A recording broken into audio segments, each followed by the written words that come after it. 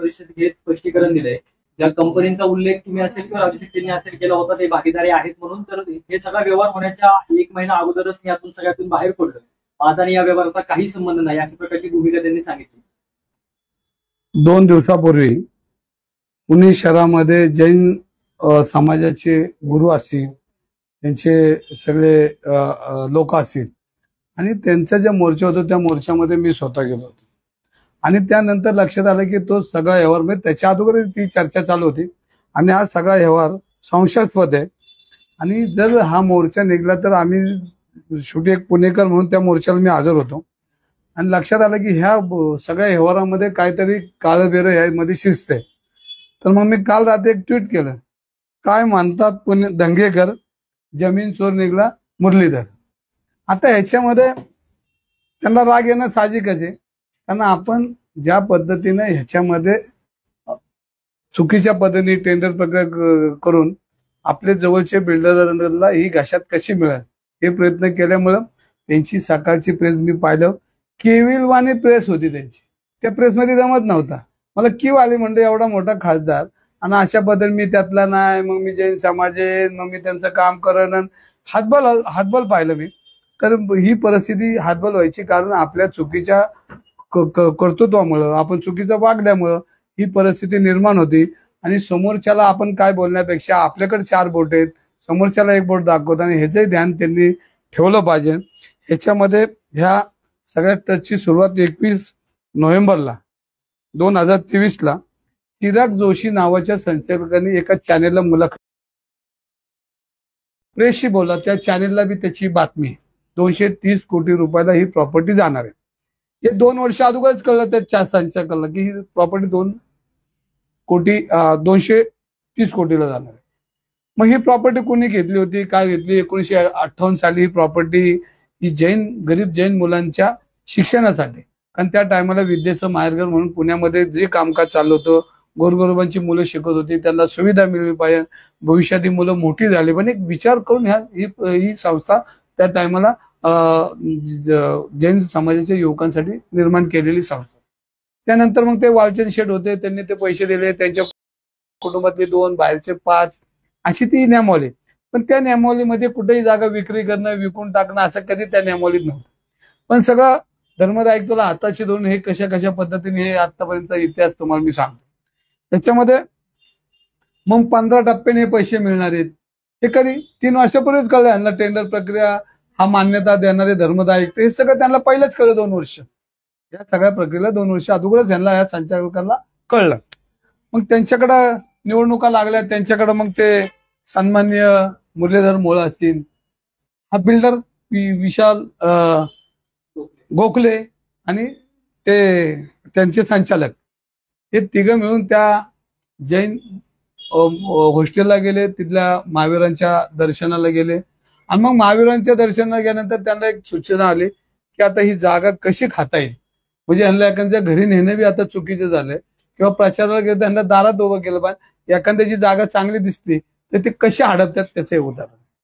आणि मग हे गेल्यानंतर यांना काय त्यावेळेलाच हा सगळा प्रकार चालू झाला.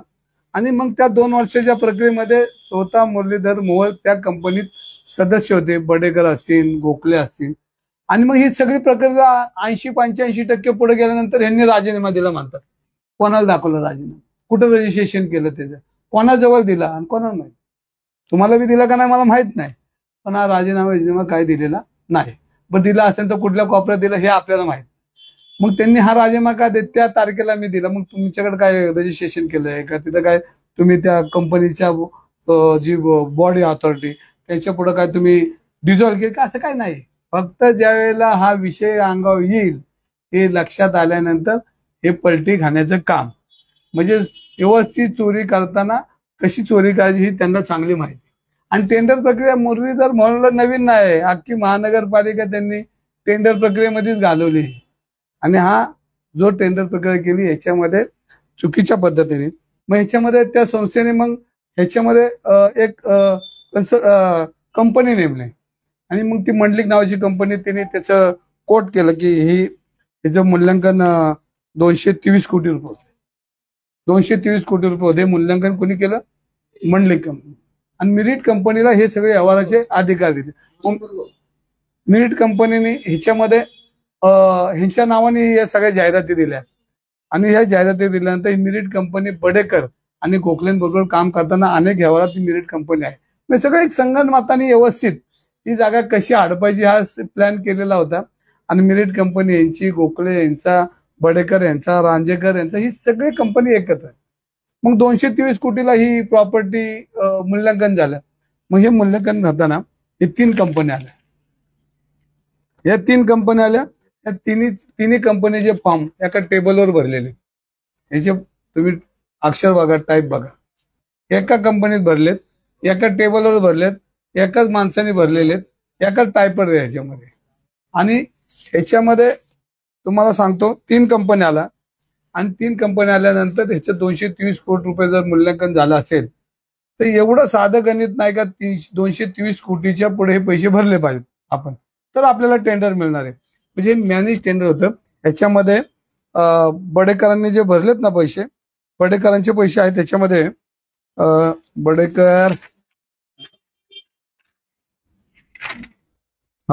बडेकरांनी 200 कोटी रुपये टेंडर भरलं आणि रांजेकरांनी 185. एवढ्या मोठ्या कंपन्या आहेत. मग त्यांना हे कसं कळलं ना की 223 कोटी रुपयाचे हे पुढे पैसे भरले पाहिजे. आणि त्या रजिस्टर फॉर्मला 223 कोटी रुपयाचं मूल्यांकन होतं. आणि मग ह्या 3 कंपन्या आहेत. मग 230 कोटी रुपये गोखलेंनी भरले, बडेकरांनी भरले, रांजेकरांनी भरले. हे 2 वर्षापूर्वी संचालकाला कसं कळलं की 230 कोटी रुपयाला ही प्रॉपर्टी जाणार. म्हणजे हा व्यवहार सगळा गोलमेल करून हा केलेला आहे. बडेकर कंपनीत मोळ आहेत का नाही, अजून आहेत की बडेकर कंपनीत आहेत, गोखले कंपनीत निघायचं असं ते मानतात. पण रजिस्ट्रेशन कुठं त्यांचं आपल्याला आढळून आलं. आणि ह्याच्यामध्ये हे एकत्र येऊन ही टेंडर प्रक्रिया केलेली आहे. या टेंडर प्रक्रियेमध्ये धर्मदाय आयुक्तांना बी याच्यामध्ये दिशाभूल केलेली, रजिस्टरला दिशाभूल केलेली. याचा लेआउट महानगरपालिकेला तिथे कागदपत्र अपूर्ण आहेत. आणि ह्याच्यामध्ये ही जैन समाजाची, ही युवकांची जागा खाण्याचा जो प्रयत्न केला हे मुरलीधर मोहोळ याचं पाप आहे.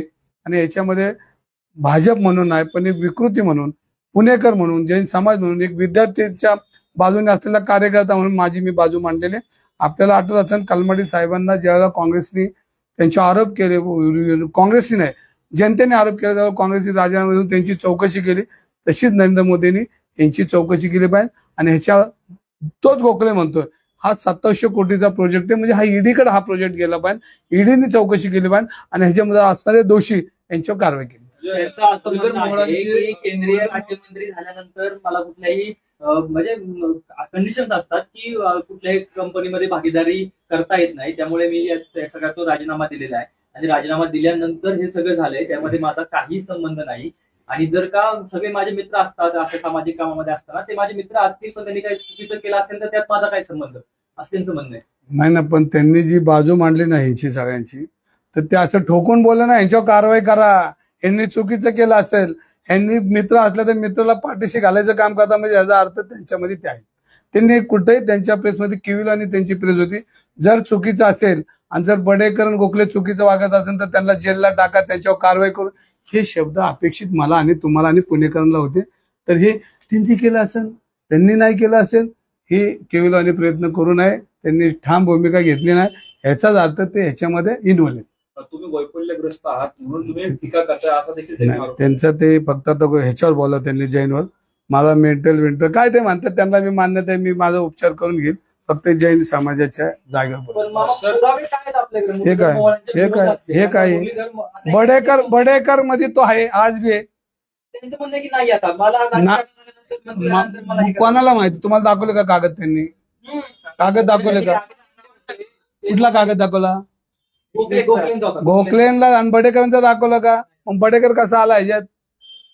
बडेकर गोखले त्यांचे जे हे सगळं खोटं आहे. दिशाभूल करणारे, गोखलेला प्लॅन मिळणारे, प्लॅन झाला होता, मी नाव येऊ नये म्हणून ते नाव कमी केलं. बडेकर सारखा आणि ह्या टेंडर प्रक्रियेमध्ये चुकीचा एक टेंडर जर 3 टेंडर आले असतील आणि 2 जर ते डिझॉल्व्ह झाले असतील तर परत त्याला मुदत मागवायला लागते. का नाही मागवली? आणि बडेकर एवढी कमी रक्कम टाकतो म्हणजे यांचा हस्तगत आहे. गोखले मित्र आहे, मग बडेकर मित्र आहे, रांजेकर मित्र, मग आहे तरी कोण पाहिजे? मग हे कसे नाही ते त्यात आहे, त्याची चौकशी झाली. फोटो दाखवत आहेत ना, त्यांचं म्हणणं आहे की महावीर भगवानच्या जयंती दिवशी आम्ही तिथे गेलेलो, माझ्या गळ्यात महायुतीचा पण फटका आहे आणि दुसरा जो पटका तो महावीर जयंतीचा आहे म्हणून मी तिथे गेलो. माझं म्हणणं त्याच्यानंतरच मग हे जे व्यवहार झालेत, बडेकर कसे आले, बडेकर कसे आले, गोखले कसे आले, रांजेकर कसे आले, कोथरूडचेच बिल्डर कसे आले, महाराष्ट्रात काय बिल्डर गेलेत का कुठं?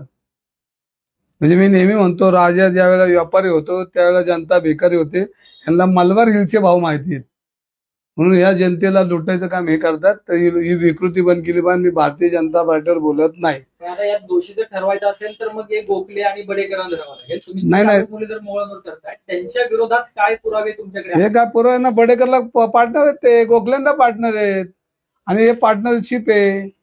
आणि त्यांनी असं म्हणलं का मी यांच्यावर कारवाई करतो, ते आता म्हणत होते त्यांनी घेतलंय, ते असं आहे, ते तसं आहे, मग जैन समाज माझा आहे, मग मी त्यांच्यावर, हे सगळं खोटं आहे. हे जनतेला लुटायचं काम, हे टेंडर प्रक्रिया चुकीची. ह्याच्यामध्ये त्यांनी हे म्हणलं पाहिजे की मी रद्द करू, याच्या फौजदारी करू, असं ते बोललेत का? बोलू द्या ना त्यांनी एकदा. आता पुढची धर्मदाय आयुक्तांचं पुढे काय वाटलं मागाशी धर्मदाय आयुक्तांचं? तो काय मुद्दा आहे? आता हे तर पहिली गोष्ट, धर्मदाय आयुक्तांनी याच्यामध्ये किती त्रुटी ठेवल्यात हा महत्वाचा भाग आहे. पहिलं पुणे धर्मदाय आयुक्तांवर हा विषय जायला पाहिजे होता. याच्यामध्ये 3 टेंडर आले तर धर्मदाय त्यांनी याच्यामध्ये परत फेर टेंडर मागवायला पाहिजे होते की मुदत वाढवून द्यायला पाहिजे होती. कारण 2 टेंडर हे त्यांच्या ह्याच्यातच बसत नाही नियमावलीमध्ये. तर हे 2 पहिले रद्द करून एकच राहिलं होतं, परत टेंडर द्यायला पाहिजे होतं. एवढं जर धर्मदाय आयुक्ताच्या डोक्यात गेलं नसेल तर मग ह्याच्यावर कोणाकोणाचं प्रेशर आहे आपल्या लक्षात येते. ज्या पद्धतीने हे सगळं घडल्यानंतर झालं त्याचा वेग जर पाहिला तर सर्वसामान्यांनी एखादं कागद काढण्यामध्ये 2 महिने लागतात. ही जागा हस्तांतरित करण्याची प्रक्रिया असू दे किंवा बँकेमधून लोन घेणं असू दे, हे सगळं एका विशिष्ट कालावधीत झाले आणि फास्ट झाले. यामध्ये कोण नेमकं तुम्हाला वाटतंय की कोणाच्या आशीर्वादाने हे सगळं झालं असेल? मी परत एकदा सांगतो की या प्रकरणात मुरलीधर मोहोळांचा हात आहे. त्यांनी ह्याच्यामध्ये ती जागा परत जैन समाजाला मिळाली पाहिजे आणि ह्याच्यामध्ये त्यांचं ही सगळी चुकीचं काम आहे.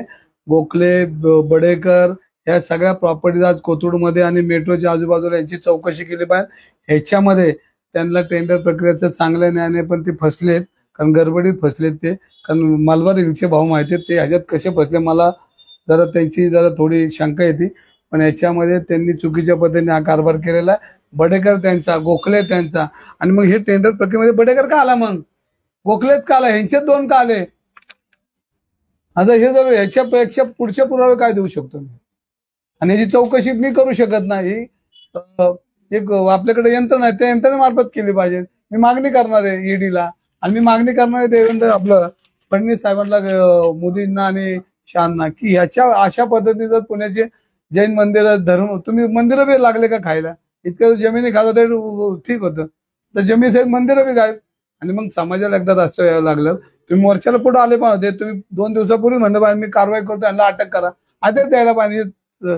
का नाही केलं? मोहोळ म्हणाले की हे जैन धर्मीय सगळे लोक होते ते बाहेरून आलेले, पुण्यातले जैन लोक कोणी नव्हते बाहेरून. पुण्यातली लोक शिकतात का? खेड्यातलीच येतात ना पुण्यात शिकायला वसतिगृहात. त्यांना हे कधी ज्ञान आहे का नाही? खेड्यातली लोक येतात का पुण्यातली खेळात तिथे शिकतात? काय राव. एक